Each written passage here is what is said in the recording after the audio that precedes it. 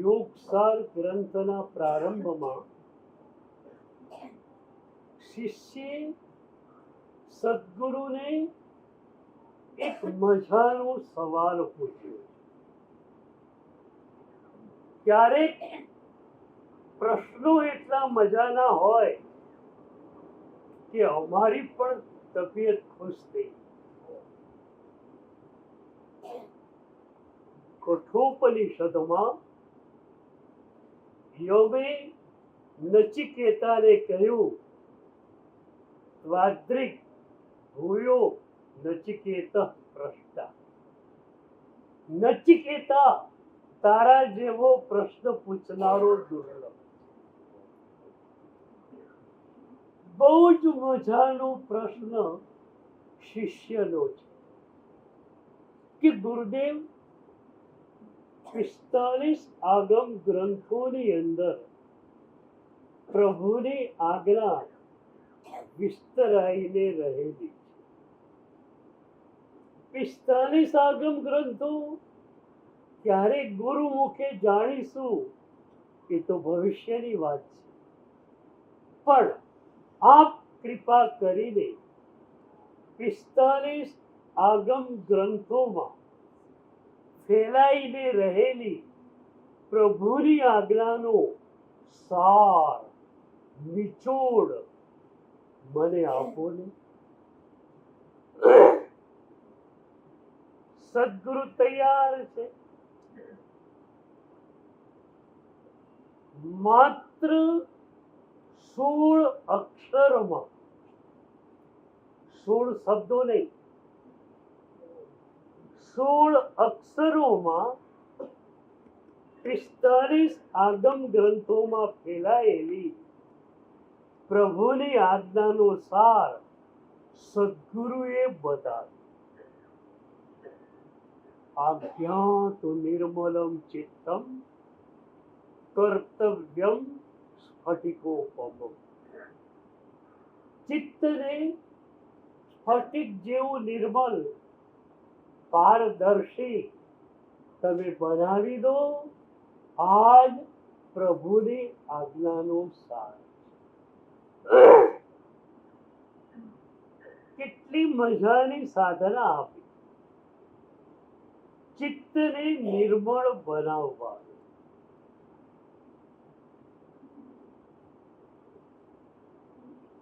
આપણા આ જીવનનું કોઈ પણ અવતાર કૃત્ય હોય તો પહેલું અવતાર કૃત્ય આ છે, ચિત્તને, હૃદયને નિર્મળ બનાવો. પૂજ્યપાદ કલાપૂર્ણ સુરી દાદા કહેતા કે જ્યાં સુધી હૃદય નિર્મળ નથી બન્યું ત્યાં સુધી યોગ સાધના પણ તમારી પાસે નથી. તમે માત્ર પ્રાણાયામ, માત્ર શારીરિક એક્સરસાઇઝ કરો છો, યોગ સાધના તમારી પાસે નથી. જ્યાં સુધી નિર્મળ હૃદય પ્રાપ્ત ન થાય ત્યાં સુધી સાધનાનો પ્રારંભ નથી. એ નિર્મળ ચિત્ત કેવી રીતે થાય એની વાતો પૂજ્યપાદ આનંદ ઘનજી ભગવંત બતાવે છે. આનંદ ઘન 24 પરાવાણી. એક દેહાસરમાં પૂજ્યપાદ આનંદ ઘનજી ભગવંત ગયા છે. ઋષભદેવ દાદાની અપ્રતિમ મૂર્તિ દેરાસરમાં બિરાજમાન છે. બસ પ્રભુને જોયા, પ્રભુનું દર્શન થયું અને આનંદ ઘનજી ભગવંતના કંઠમાંથી પરાવાણી નીકળી પડી. ऋषभ जिरे सर प्रीतम माहरो रे और न चाहू रे कल. સદભાગ્ય આપણું કે પૂજ્યપાદ જ્ઞાન વિમલ સ્વરી મહારાજ સાહેબ એ વખતે અચાનક ત્યાં આવી ગયા. એમણે આ શબ્દો સાંભળ્યા, આશ્ચર્યચકિત થઈ ગયા. આ પરાવાણી એમણે એ સ્તવનો નોંધી લીધા અને એ સ્તવનો આપણી પાસે એ પછીની એક મજાની ઘટના છે.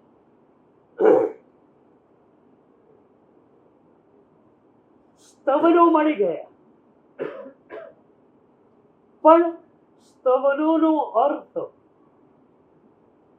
સામાન્ય ભક્તો માટે થોડો અઘરો પડે એવો હતો. તો જ્ઞાન વિમલસ્વરી મહારાજે વિચાર્યું કે એના ઉપર ગુજરાતી ભાષામાં સરળ વિવેચન લખું. એ પોતે પણ ભક્તિ યોગાચાર્ય હતા. પહેલા સ્તવન ઉપર વિવેચના એમણે લખી, પણ એમને પોતાને જ લાગ્યું કે ક્યાં આનંદ ઘરજીની સ્તવના, ક્યાં એ પરાવાણી અને ક્યાં આ વિવેચન. પણ ભક્ત હતા.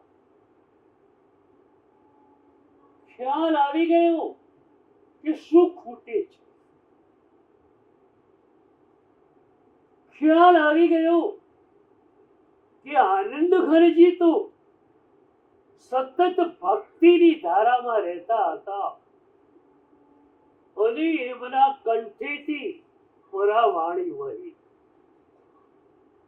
મારે પણ સતત ભક્તિની ધારામાં રહેવું જોઈએ.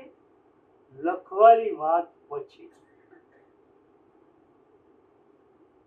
સુરતમાં એ વખતે જ્ઞાન વિમલસ્વરી મહારાજ સાહેબ બિરાજમાન હતા. સૂરજ મંડળ પાર્શ્વનાથના બોયરામાં 6 મહિના સુધી લગાતાર સવારથી સાંજ સુધી એમણે ભક્તિ કરી. 6 મહિના સુધી પ્રભુની ભક્તિની ધારામાં જ્ઞાન વિમલસ્વરી મહારાજ સાહેબ ભયા. પછી એમને કલમ ઉપાડી અને વિવેચના પણ મજાની થઈ.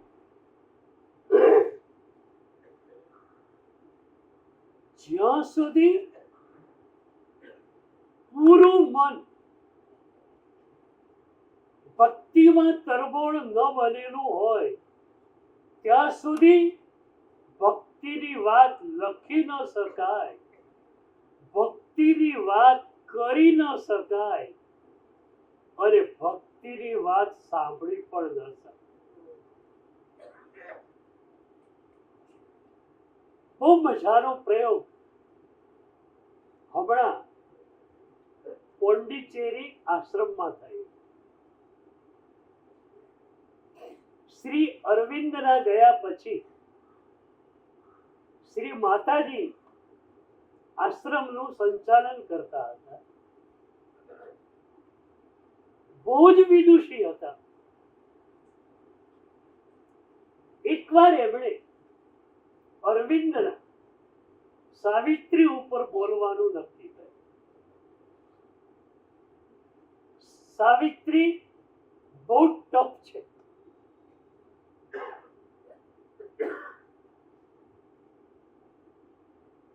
માતાજીએ કહ્યું કે 9 વાગ્યે ઓડિટોરિયમના બધા જ દરવાજા બંધ થઈ જશે. સવારે 9 વાગે હું આવી જઈશ. જેટલા શ્રોતાઓ આવ્યા હશે એટલા, પણ 9ના ટકોરે ઓડિટોરિયમના બધા જ દરવાજા બંધ થઈ જશે. પછી કોઈને પ્રવેશ નહીં. 9 થી 9:30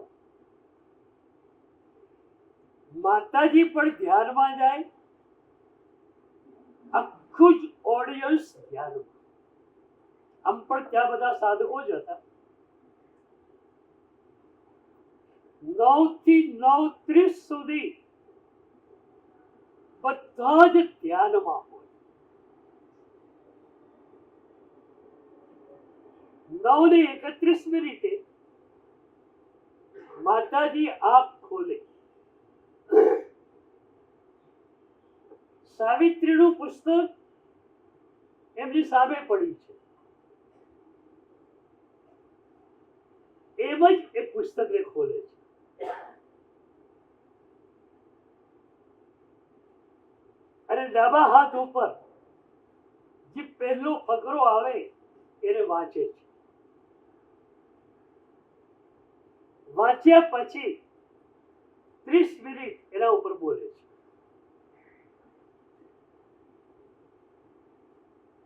બે આશય હતા. બધા જ શ્રોતાઓ ધ્યાનમાં ગયેલા હોય એટલે નિર્વિચારતા એમને મળેલી હોય. વિચારો બિલકુલ શાંત થયેલા હોય અને એ નિર્વિચારતાની પૃષ્ઠભૂમિકા ઉપર પ્યારા પ્યારા શબ્દો. સાધકોને માટે તો અચ્છા. અને માતાજીએ કહેલું કે 10ના ટકોરે પ્રવચન પૂરું થશે, પણ ઓડિટોરિયમના દરવાજા ખુલશે નહીં. 10:30 ઓડિટોરિયમના દરવાજા ખુલશે. એટલે 10 થી 10:30 સુધી ફરી પાછું પૂરું ઓડિયન્સ ધ્યાનમાં જતું. આપણે ત્યાં જો આવો પ્રયોગ કરીએ ને, કરી શકાય છે, તો ખરેખર તમને લાગે કે આ પ્રવચનો સીધા જ તમારા અંતસ્તરને સ્પર્શી ગયા, સીધા ભીતર જતા. અત્યારે તો મારી મુશ્કેલી વિચારોનું આખું જાળ તમે ફેલાયેલું છે તમારા મનમાં. હવે જાળને ભેદીને મારે મારા શબ્દો અંદર કેમ મૂકવા? અહીંયા પણ તમે બેઠા છો, વિચારો ચાલુ જ છે.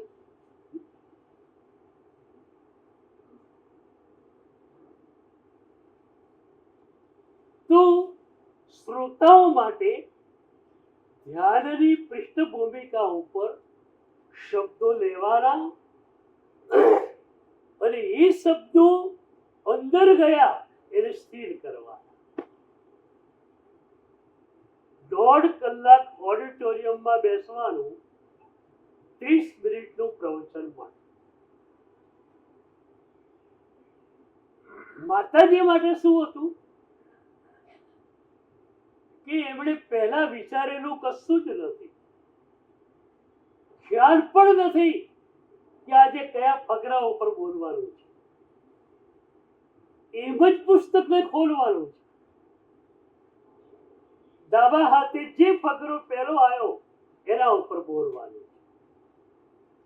આશય એ હતો કે પોતાની બુદ્ધિ એમાં વચ્ચે ન આવે.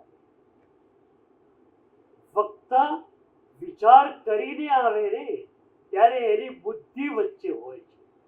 એને વિચારેલું હોય છે કે આ પોઈન્ટ્સ પર બોલીશ, પણ જ્યારે વિચારેલું જ ન હોય ત્યારે પરાવાળી આવે. તમારું કર્તૃત્વ બિલકુલ નથી અને દિવ્ય ચેતનાનું પરમ ચેતનાનું કર્તૃત્વ ચાલુ થયું એટલે પરાવાળી. આપણે કશું જ કરવાનું નથી. આપણા પ્રખ્યાત કવિ એમની એક સરસ કવિતા છે રાજેન્દ્ર શાહની. હું ક્યાં કઈ કરવા માટે આવ્યો છું, હું ક્યાં કઈ કરવા માટે આવ્યો છું, હું તો કેવળ ફરવા માટે આવ્યો.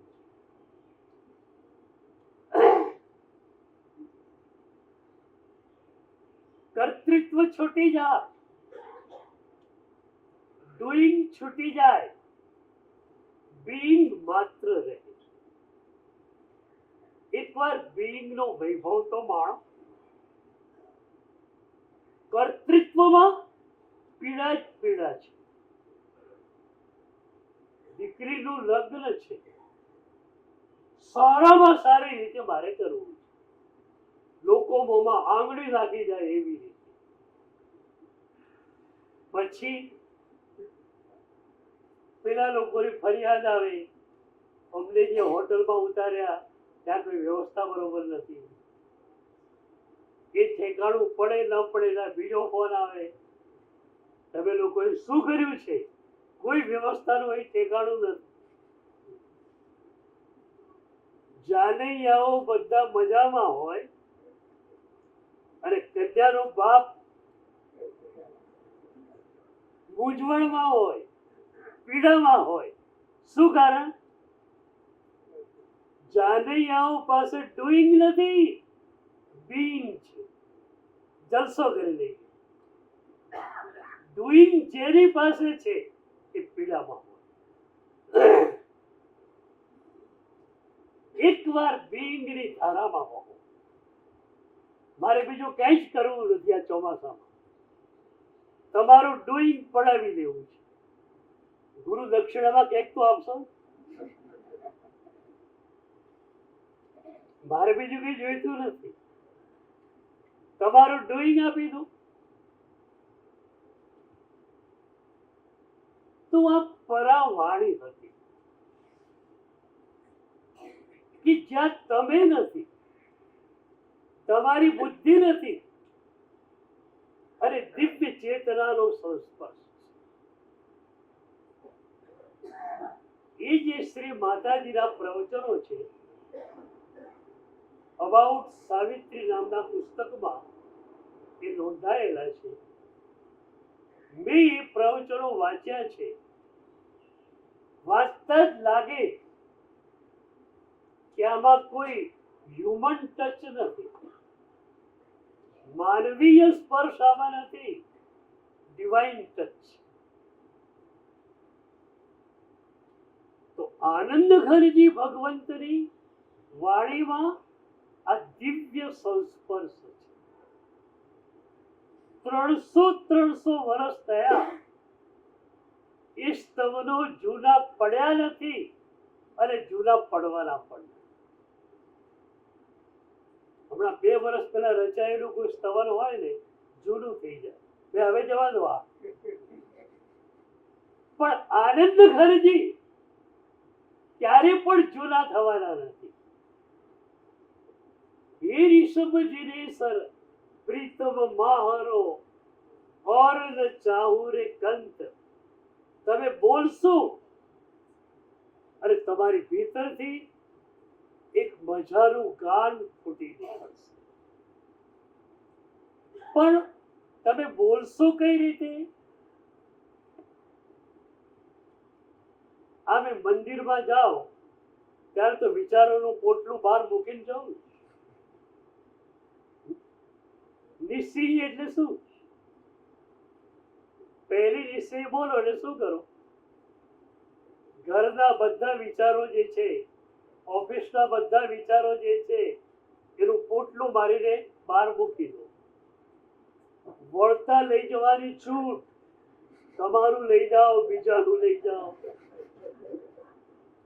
જેનું લઈ જવું હોય એનું લઈ જાઓ. પણ દેરાસરમાં જાઓ ત્યારે નિર્વિચાર બનીને જાઓ. ગુરુદેવ અરવિંદ સુરી મહારાજ સાહેબની જન્મભૂમિ મનફરા, જે આજે શાંતિ નિકેતન તરીકે ઓળખાય છે. ગુરુદેવની જન્મભૂમિને કારણે ખૂબ લોકોનો આગ્રહ અને અમારું ચાતુર્માસ ગુરુદેવની નિશ્રામાં શાંતિ નિકેતનમાં નક્કી થયું. અમે કચ્છમાં યાત્રા શરૂ કરી. કટારિયાજી ગયા, ત્યાંથી અમારે સામખિયારી આવવાનું હતું. સામખિયારી ગામની 1 કિલોમીટર પહેલા પાલનપુરના એક ભાઈની ફેક્ટરી હતી. ભક્ત હતો. એને ખ્યાલ આવ્યો કે અરવિંદ સુરી દાદા મોટા કાફલા સાથે કટારિયાજી પધાર્યા છે અને સામખિયારી પધારવાના છે. એ દોડતા કટારિયાજી આવ્યા અને કે સાહેબ ગમે તેમ કરો, સામખિયારીમાં મેં પૂછી લીધું, 9, 9:30 વાગે સાંભળ્યું છે, એટલે મારી ફેક્ટરીમાં પધારવું જ પડશે.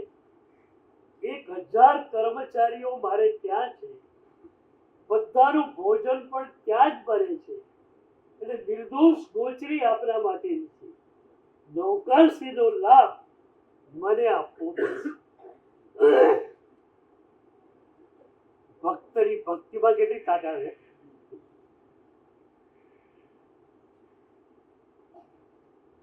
માન વિજય ઉપાધ્યાયે કહ્યું, 7 રાજ અલગા જઈ બેઠા, પણ ભક્તિ અમ મનમાં હી બેઠા. પ્રભુ તમે દૂર જઈને કેટલા દૂર જશો? 7 રાજલોક દૂર. મારી ભક્તિમાં એ તાકાત છે કે તમને મારા હૃદયમાં લાવીને જ હું રહીશ. ભક્તની તાકાત. અમે હા પાડી. એમની ફેક્ટરીમાં ગયા.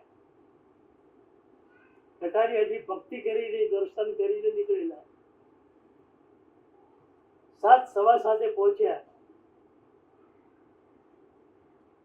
સ્વાગત થયું, માંગલિક થયું. પછી નૌકરશી વાપરવાની હતી. હું નૌકરશી વાપરીને બહાર આવ્યો. બીજા બધા વાપરી રહેલા હતા. ત્યારે ફેક્ટરીના માલિક મારી પાસે બેઠા. મને કે સાહેબ અત્યારે યોગના એક બહુ સારા માસ્ટર અહીંયા આવ્યા છે, હમણાં જ આપણી પાસે પણ આવશે. 1000 કર્મચારીઓને એ યોગ શીખવાડે. આજે બિઝનેસ મેનેજમેન્ટમાં અને સૈન્યમાં પણ યોગાનો પ્રવેશ થઈ ગયો છે.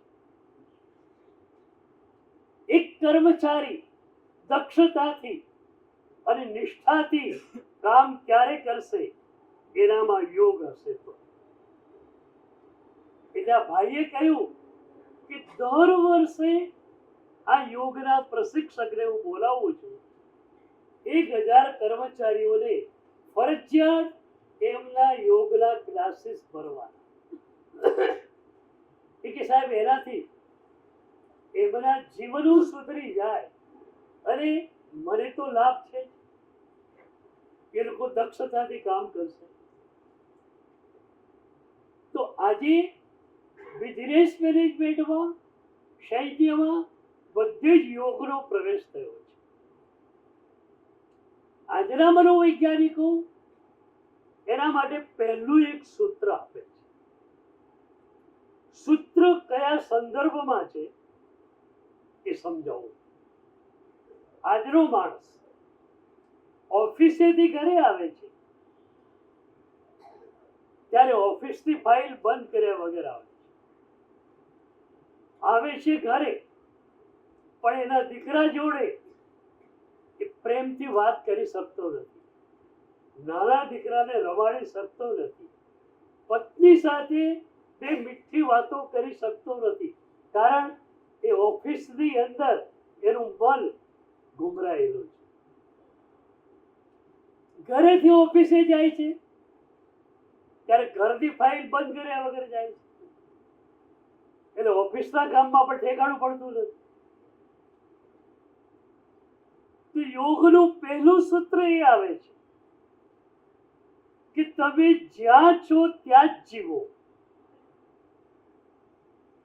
ઘરે છો તો ઘરે જ રહો, મનને પણ ઘરે બેસાડી દો.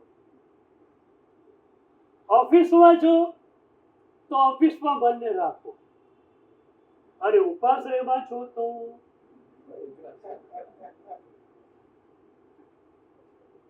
ઉપાશ્રયમાં હો ત્યારે મન ક્યાં હોય? ક્યાં હોય?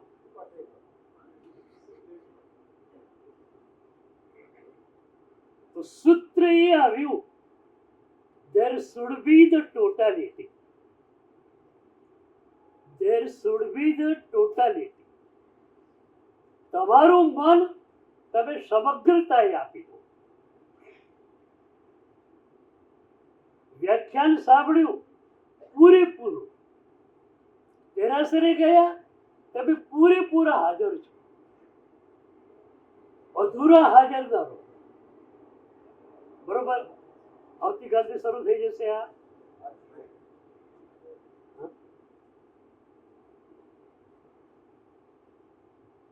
મંગલાચરણ પહેલા આવવું જોઈએ અને સર્વ મંગલ પછી જવું જોઈએ. હકીકતમાં હું તો એ રીતે કરાવું છું શિબિરોમાં કે મારું પ્રવચન 9:30 હોય તો 9 વાગે બધા આવી જાય, કેટલાક તો 8:30 આવીને બેસી જાય. 1 કલાક ધ્યાનમાં રહે અને પછી જ્યારે સાંભળે છે ત્યારે આખી જ નવી દૃષ્ટિ મળે છે. અને પ્રવચન પૂરું થાય 10 વાગે, 10:30, 11 સુધી ફરી બેસવાનું. તમે આટલું તો કરી શકતા નથી, પણ કમસે કમ 7માં 10 ઓછી આવો અને સર્વમંગલ પછી જાઓ. ઘરે ગયા પછી, ઓફિસે ગયા પછી થોડો પણ સમય જ્યારે મળે ત્યારે વ્યાખ્યાનમાં આવેલ પદાર્થોને જરાક ગુમરાવું છું, અને એ રીતે આનંદ ઘરજી જોડે આપણે યાત્રા કરીશું. યશો વિજય નહીં રહે. યશો વિજય ક્યારે હાજર? તમારે હાજર રહેવાનું. અને આનંદ ઘરજી ભગવંત આવી જશે, અને આનંદ ઘરજી ભગવંતને સથવારે આપણે ચાલીશું.